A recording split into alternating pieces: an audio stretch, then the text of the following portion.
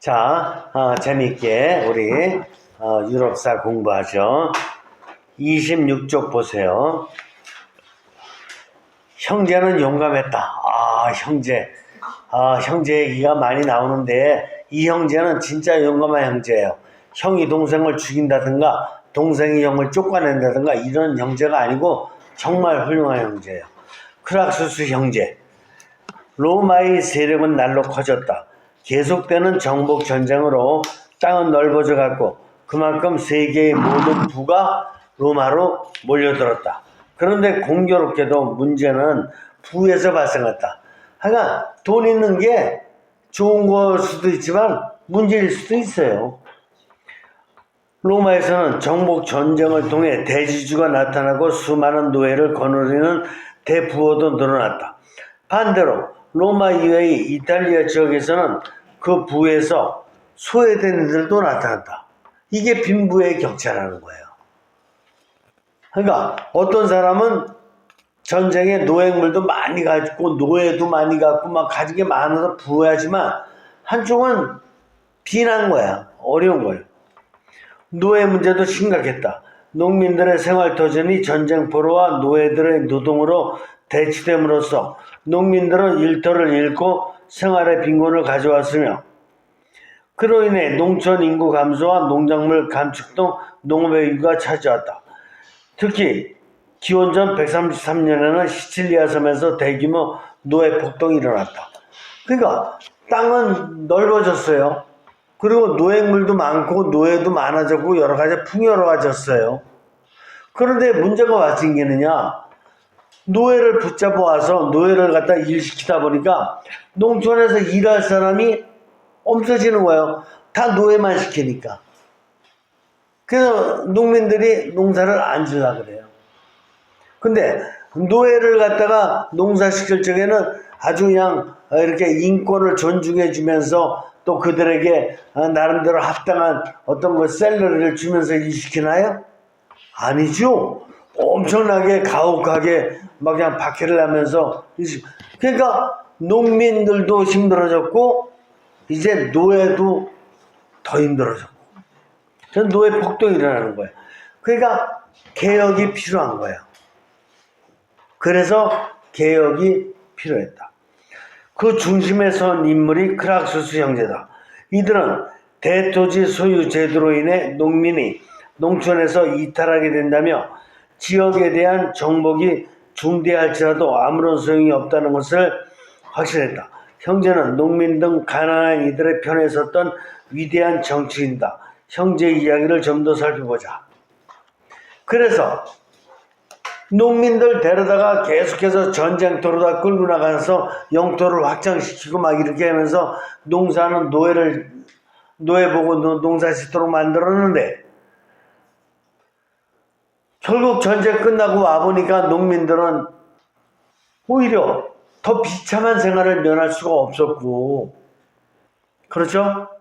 이런 상황을 보면서 이제 개혁이 필요성이 생긴 거예요.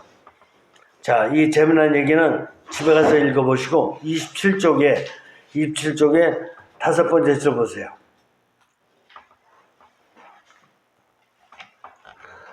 고리넬리아는 웃으며 말했다. 나에게 그런 보석은 하나도 없지만 대신 다른 보석은 있죠.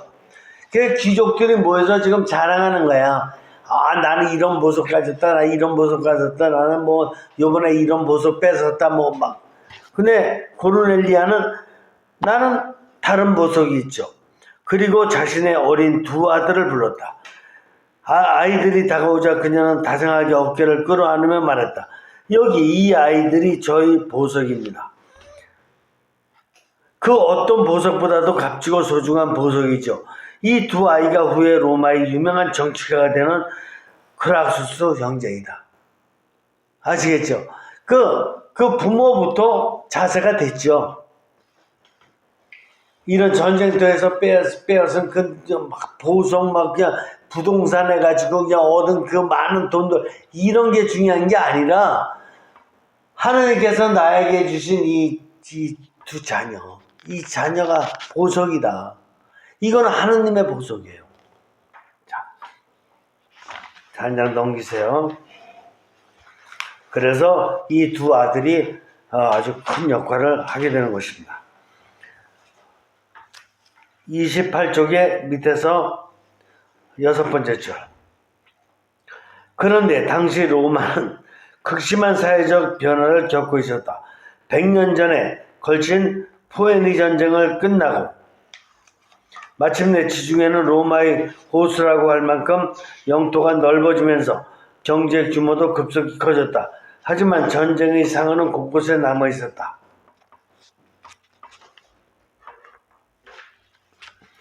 29쪽의 우에서 6번째 줄.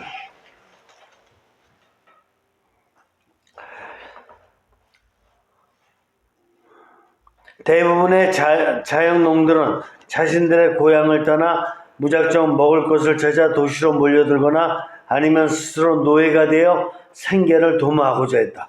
귀족들과 부자들은 주인을 잃은 토지를 서류로 조작하여 쉽게 자기 것으로 만들었고 욕심나는 땅이 있다면 불법적인 수단을 통해서라도 강제로 뺏어버렸다. 이후 그들은 전쟁포로나 노예를 활용하여 대규모 농장 운영체계를 발전시켰으며 그 결과 빈부격차는 걷잡을 수 없이 커져만 갔다. 티베리우스 그락수스는 호민관으로 당선되자마자 이러한 폐단을 바로잡기 위해 토지개혁을 착수했다. 밑에서 3번째 줄. 그러나 티베리우스의 예상과는 달리 부자들은 법안에 대해 격렬하게 반대하면서 티베리우스가 나라를 뒤흔들어 혁명을 일으키고자 이러한 법안을 만든 것이니 그에게 속아서는 안 된다고 악순전을 했다. 티베리우스가 누구예요? 바로 이 두 형제예요. 용감한 두 형제 중에 한 명이에요. 형이에요.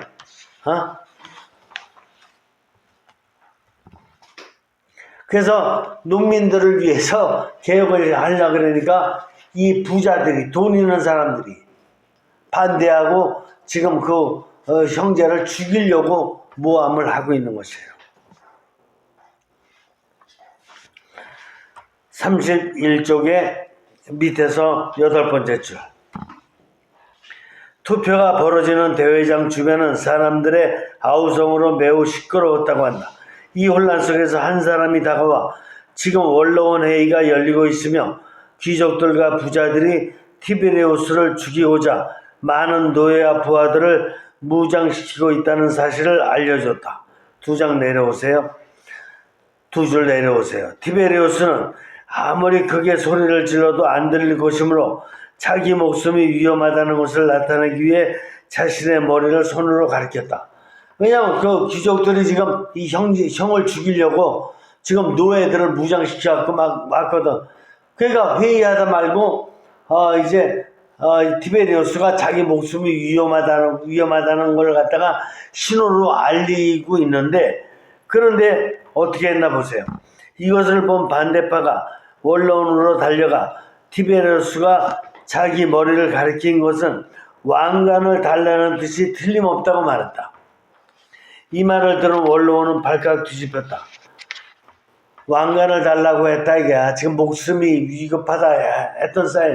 그러니까 지금 우리나라도 지금 여러분들 정치 평론가들 이렇게 평론하는 거 보면 같은 문제를 가지고 이 여당과 야당이 평론하는 게 완전히 다르죠. 그러니까 같은 문제를 가지고 한 사람은 어떻게 해서라도 국민을 위해서 살리려고 평론을 하고 있고, 어떤 사람은 어떻게 해서라도 자기 권력을 유지하려고 상대방을 죽이려고 평론하고 있죠. 이게 우리나라의 지금 평론가들의 지금 대주적인 모습이에요. 그래서 평론가 하는 거 보면 한 주제를 놓고 참 묘해요. 이게 전형적인 모델이야. 그래서 이 형이 자기가 지금 목숨 위험하다라고 머리를 만지면서 지금 이 목이 날아가게 생겼다 이렇게 얘기를 하니까 반대편에서는 뭐라 그래요? 지금 왕관을 씌워달라 그런다. 이런 식으로다가 반대의 평론을 내는 거야. 이게 정치인들의 권모술수예요. 이 말을 들은 원로원은 발칵 뒤집혔다. 푸블리우스의 나시카는 폭군을 없애야 한다고 집정관에게 호소했다. 자, 그 다음에 네 번째 절. 나시카가 이끄는 무리들은 곧바로 대회장으로 들이닥쳤고 그들의 손에는 곤봉과 몽둥이가 쥐어져 있었다. 그들은 닥치는 대로 무기를 휘둘렀으며 이에 죽어가는 사람들이 부지기수였다. 티베리우스는 자리를 피해 급히 달아났으나 곧 땅에 쓰러져 있던 사람에게 걸려 넘어지고 말았다. 겨우 정신을 차리고 일어서려 할 때 갑자기 둔중한 무기가 날아왔다. 자신과 함께했던 호민관이 그의 머리를 내리쳤던 것이다. 그래서 결국 개혁을 하려고 했던 형은 이렇게 몽둥이에 맞아서 죽었습니다. 귀족들과 부자들은 티베리우스를 죽인 것으로 성이 차지 않아 그의 시체를 모욕했고 다른 300여 구의 시체들과 함께 티베르 강에 던져버렸다. 또한 티베리우스의 친구들을 재판도 없이 죽이거나 강제로 추방했다. 자, 이렇게 서로 간에 반대적인 생각을 하게 되면은 상대방에 대해서 어떻게까지 하는지가 보이죠. 이게 감정이 한번 이입되거나 상대방이 한번 배기 싫으면은 이렇게까지 하는 게 인간이에요. 그러니까 자기를 잘 다스려야지만이 된다라는 것을 깨달을 수 있죠. 자기를 조금이라도 잘못 다스리면 언제 상대방에게 이런 일을 할지 몰라. 자, 그로부터 6년의 세월이 흘러 용감한 아우가 나타났으니 티베리우스의 아우 가이우스 크락수스였다. 그 아우가 나타났네요. 그는 형의 뜻을 이어받아 로마 부흥에 나설 것과 아울러 형을 죽음으로 본 자들을 응징하기로 결심했다. 자, 33쪽 한 7번째 줄. 그는 모든 이탈리아인, 즉 라틴어를 사용하는 주민들에게 로마 시민권을 부여하자는 제안을 내놓았다. 이게 개혁하는 거야. 또다시 동생이. 그래서 모든 시민들이 다 참여할 수 있도록 하자. 이런 뜻이에요. 귀족들에게 맡겨서는 안 되겠다. 이런 뜻이에요. 밑에서 네 번째 줄. 결국 그는 모든 로마인한테 배척당했고 기원전 121년 아벤티누스 언덕에 집결해 있던 가이우스의 세력은 반대파의 강력한 공격을 받고 3,000여 명의 희생자를 냈다. 반대파의 분노가 어느 정도였는지는 죽은 자들의 재산을 모두 몰수하고 남은 가족들에게 상복 입는 것조차 금지한 것에서도 알 수 있다. 한편 겨우 그곳을 빠져나간 가이우스 크라수스는 도중 어떻게 했어요? 자결했다. 어차피 붙잡혀 죽을 거지만 정말 자기 뜻을, 이 백성을 살리고자 하는, 농민을 살리고자 하는 이 뜻이 좌절된 더 이상 희망이 없음을 알고 좌절한 것입니다. 얼마 지나지 않아 로마인들은 크락수스 형제를 그리워하며 몹시 슬퍼했다. 그리고 시민들의 광장에 크락수스 형제의 조각상을 만들어 세우고 두 사람이 죽은 자리를 신성한 땅이라고 선포했다. 훌륭한 사람이죠. 이게 로마사를 공부하면서 제일 처음으로 등장하는 훌륭한 사람이에요. 크락수스 형제. 이런 사람이 로마에 있었다는 거. 그런데 그 다음으로 이제 또 우리가 너무나도 익숙한 폼페이우스, 카이사르, 이런 사람들의